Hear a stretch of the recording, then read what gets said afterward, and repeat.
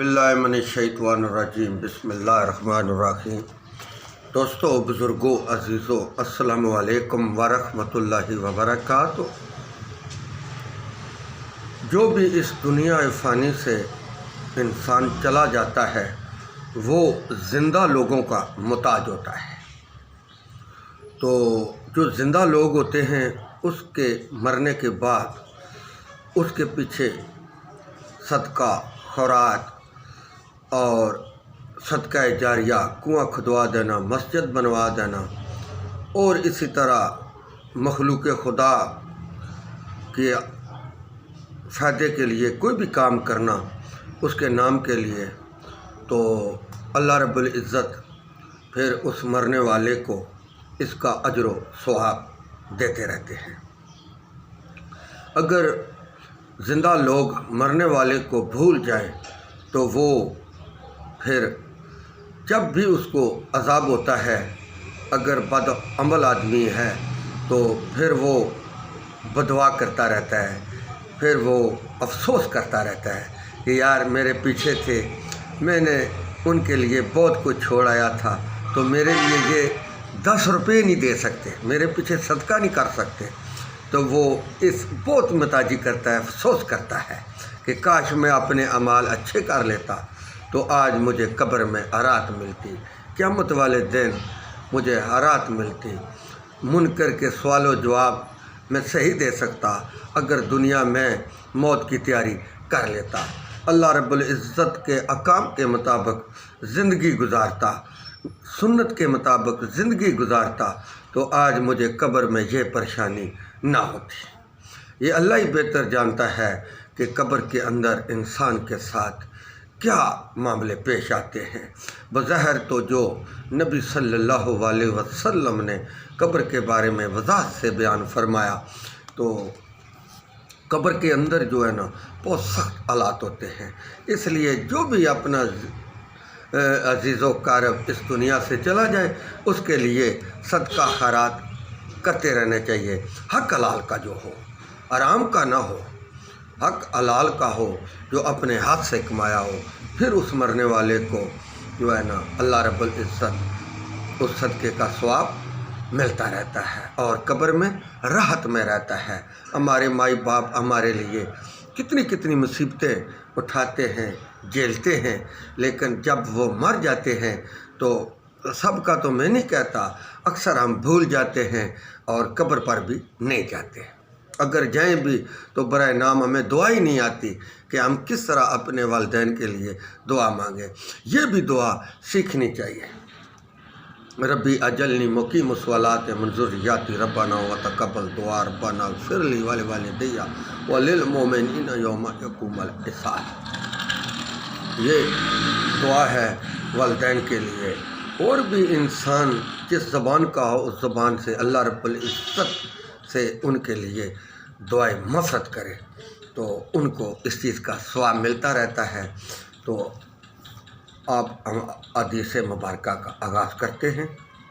हज़रत उनस रज़ियल्लाहु ताला अन्हु रवायत करते हैं कि नबी सल्लल्लाहु अलैहि वसल्लम से पूछा कि है अल्लाह के रसूल, हम अपने मरने वालों की तरफ से सदका करते हैं और इनकी तरफ से हज अदा करते हैं और इनके लिए दुआ करते हैं, क्या इसका सवाब इन्हें पहुंचता है?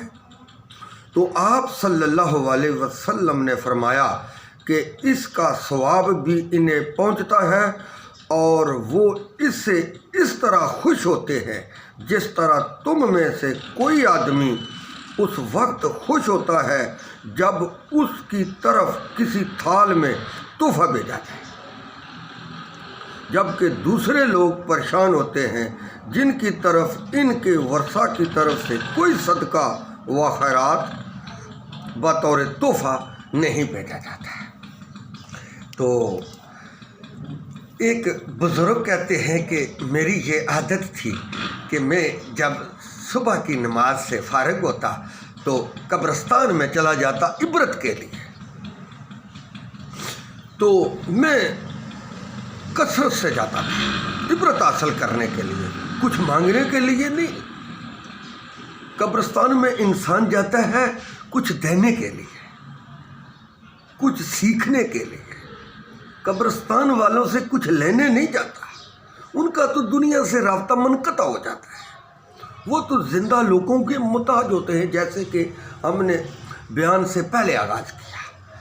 तो अगर उनको कोई चीज़ ना मिले, कोई तोहफ़ा तोहफ़ ना आए दुनिया से, तो फिर वो गमज़दा हो जाते हैं, खौफज़दा हो जाते हैं, तो वो परेशान हो जाते हैं, मुसीबत में मुब्तला हो जाते हैं।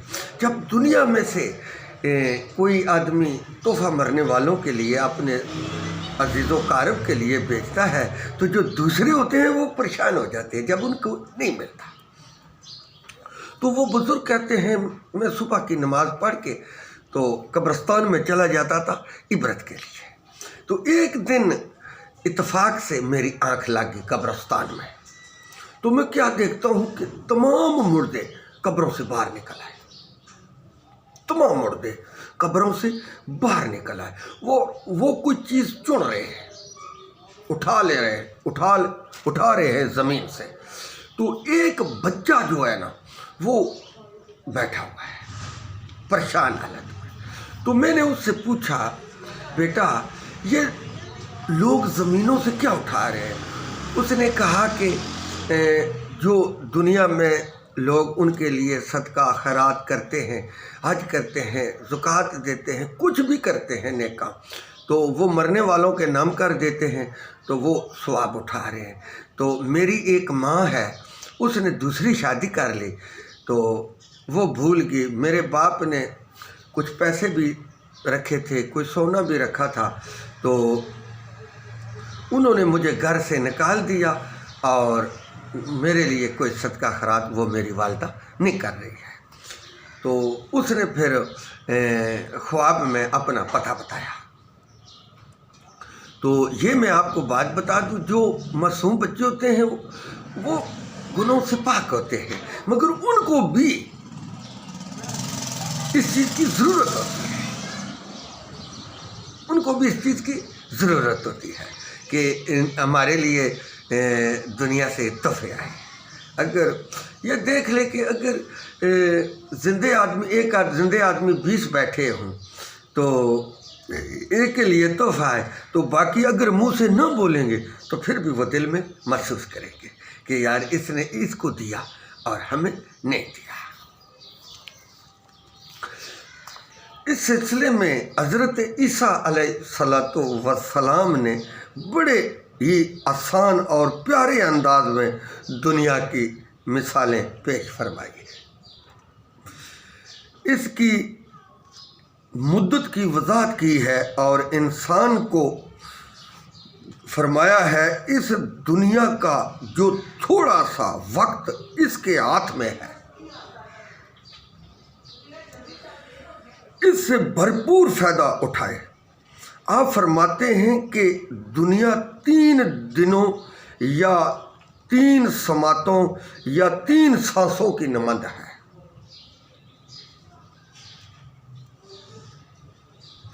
और इनमें से इंसान सिर्फ 1 दिन या 1 समात या 1 सांस का मालिक है।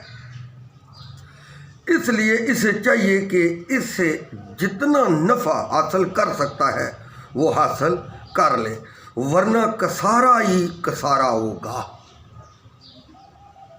आप फरमाते हैं कि दुनिया के 3 दिन इस तरह हैं, कल गुज़िश्ता जो इंसान के हाथ से निकल चुका है, कल आने वाला दिन जिसके मतलब इसे इल्म नहीं कि वो कल तक जिंदा भी रहेगा या नहीं, मौजूदा दिन जो इसके कब्ज़े में है, इसको वो गनीमत समझे और अपनी आखिरी ज़िंदगी को संवारे, आखिरत की ज़िंदगी को संवारे। इसलिए जितना अमल कर सकता है वो करे। इंसान जो है ना, ये किसी भी चीज़ का मालिक नहीं है। जितना मर्जी है दुनिया में माल इकट्ठा कर ले, جو کچھ مرضی ہے کر لے، اس کو کوئی چیز نہیں پہنچا سکتی ماں سوائے اللہ رب العزت کے۔ وہ قادر ہے، کریم ہے، غفور ہے، رحیم ہے۔ بڑی بڑی بلڈنگوں والے بھی وہ بھی زمین کے نیچے چلے گئے۔ اور انسان کو یہ سوچنا چاہیے، آخرت کی تیاری کرنی چاہیے، منکر نکیر کے سوال و جواب کا تیاری کرنی چاہیے، سوال و جواب کے لیے۔ اور قیامت والے دن جب حساب کتاب ہو تو انسان کم سے کم بھی اتنا تو پتہ ہو کہ اللہ سے میں نے شرک نہیں کی۔ بدقسمتی سے انسان جو دنیا میں آیا اور یہ بھول گیا، یہ مال کتال اکٹھا کرنا شروع کر دیا، لوگوں کے آسرے لینا شروع ہو گیا۔ لوگ اسے بچائیں گے، کون اسے بچائے گا؟ اللہ کے سوا کوئی نہیں بچا سکتا۔ ہر چیز کا مالک اللہ ہے۔ اللہ کہتے ہیں میں مالک ہوں، میں بادشاہ ہوں۔ آج وہ کدھر ہیں جن کو تم پکارتے تھے، جن کی تم پوجا کرتے تھے؟ ان سے تو ایک مکھی کو چیز چھین کے لے جائے وہ نہیں چھڑا سکتے، تمہیں وہ کیا چھڑائیں گے؟ کسی کی ہے جرأت جو اللہ رب العزت کے آگے بات کرے؟ کسی کی جرأت نہیں ہے۔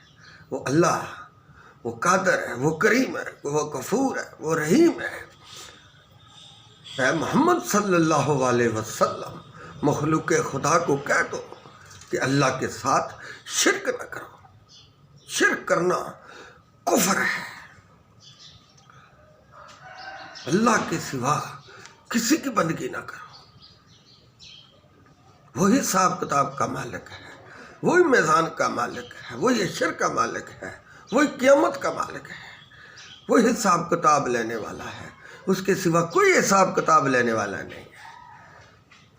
اے محمد صلی اللہ علیہ وسلم، اپنی امت کی پریشانی نہ کرو،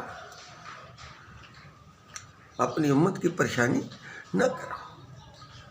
تو نبی صلی اللہ علیہ وسلم اللہ رب العزت کے آگے آرزوئے کرتے رہے کہ یا اللہ میری امت کو بخش دو، یا اللہ میری امت کو بخش دو۔ کہتے ہیں کہ قیامت جب قائم ہوگی تو نبی صلی اللہ علیہ وسلم قبر مبارک سے باہر تشریف لائیں گے تو 3 شخص ان سے ملاقات کریں گے۔ 3 شخص، ان کے پاس جنتی لباس ہوگا، جو قبر کے اندر باپردہ جبرائیل علیہ السلام کے پاس وہ لباس ہوگا تو آواز دیں گے اے محمد صلی اللہ علیہ وسلم، قیامت قائم ہوگی، یہ لباس لیجئے۔ تو پہن لیجئے۔ کہتے ہیں خوشبودار جنت کا لباس ہوگا، بہترین لباس جو آج دن تک دنیا میں فرشتوں میں سے کسی حور میں سے مخلوق خدا میں سے ایسا لباس نہ پہنا ہوگا، نہ دیکھا ہوگا، نہ سنا ہوگا، نہ اس کا خیال گزرا ہوگا۔ ریشم کا لباس ہوگا۔ تو جبرائیل علیہ السلام، میکائیل علیہ السلام اور ملک الموت عزرائیل علیہ السلام، یہ 3 شخص نبی صلی اللہ علیہ وسلم جب قیامت والے دن اپنی قبر مبارک سے باہر نکلیں گے تو یہ 3 شخص مصافحہ کریں گے۔ تو اس وقت بھی نبی صلی اللہ علیہ وسلم جبرائیل علیہ السلام سے پوچھیں گے اے جبرائیل میری امت کا کیا بنا؟ سب سے پہلے یہی کلام فرمائیں گے، آپ اندازہ کر لیں اور امت آج دیکھ لیں کن کن مسئلوں کا شکار ہوگی، کن کن قیدوں میں بانٹ گئی، کن کن مسلکوں میں بانٹ گئی، کن کن پارٹیوں میں بانٹ گئی۔ ایک ہی ایجنڈا ہے اللہ اور اللہ کے رسول کا، ایک ہی ایجنڈا ہے۔ اللہ اور اللہ کے رسول کا، اس جھنڈے کے نیچے تمام مسلمان جمع ہو جائیں اور اپنے جو تفرقے ہیں، مسلک ہیں، پارٹی بازیاں ہیں، ان کو ترک کر کے ایک جھنڈے کے نیچے آ جائے۔ وہ جھنڈا ہے اللہ اور اللہ کے رسول کا۔ تو تمام امت کو اس جھنڈے کے نیچے جمع کرنے کی کوشش کریں۔ اگر ہمارے علماء اس جھنڈے کے نیچے نہ آئے تو آپ عزیزوں دوستوں خود فیصلہ کریں کہ جو بڑے حضرات ہیں، اگر یہ ایک نہیں ہو سکے تو باقی مسلمان کیسے ایک ہو سکتے ہیں؟ نہیں ہو سکتے۔ جب ہمارے علماء اسلام کے دائرے کے اندر گٹھے ہو جائیں، اللہ اور اللہ کے رسول کے جھنڈے کے نیچے آ جائیں، آپس کے سب اختلاف بلا دیں اور تمام اختلافات کو بالا تار ہو گئے، تو خود بھی اور اللہ کی مخلوق کو بھی اس جھنڈے کے نیچے لے آئے۔ یہ ہماری گفتگو کا سارا نچوڑ ہے۔ وہی شخص عقل مند ہے جو اللہ اور اللہ کے رسول کے احکام کے مطابق زندگی گزار کر اس دنیا فانی سے چلا جاتا ہے۔ اس شخص سے زیادہ کوئی عقل مند نہیں جو سنت کے مطابق زندگی گزارے اور سنت کے مطابق ہی اس دنیا سے رخصت ہو جائے۔ وآخر دعوانا ان الحمد للہ رب العالمین۔